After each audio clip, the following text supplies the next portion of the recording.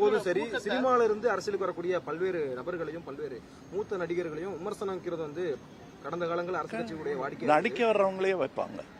அரசியலுக்கு வர்றது இருக்கட்டும், இவன்லாம் என்னைக்கு நடிகனா போறாங்க. கூட்டம் அனைத்துமே ஓட்டா மாறாதுங்கிறது வந்து எதிர்கட்சிகளுடைய கண்டிப்பா மாறாது. அது எல்லா தலைவர்களுக்கும் பொருந்தும்.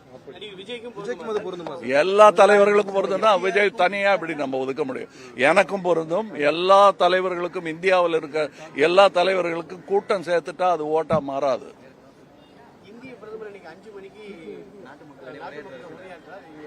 கேட்பேன், நானும் நாட்டு மக்கள் தான். விஜய்க்கு ஒரு வரியில அட்வைஸ் கொடுக்கணும்னா என்ன மாதிரியான அட்வைஸ் கொடுப்பீங்க? யாருக்கு? விஜய் அவர்களுக்கு.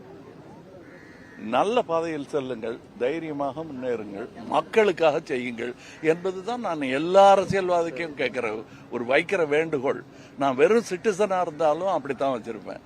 ஐயா, எங்களையும் கொஞ்சம் பாருங்க, எங்களுடைய முன்னேற்றத்துக்காக வேலை செய்யுங்க, உங்களை எந்த இடத்துல கொண்டு போய் வைக்கணுமோ நாங்க வைக்கிறோம் தானே மக்கள் சொல்றாங்க. அதைத்தான் நானும் சொல்றேன்.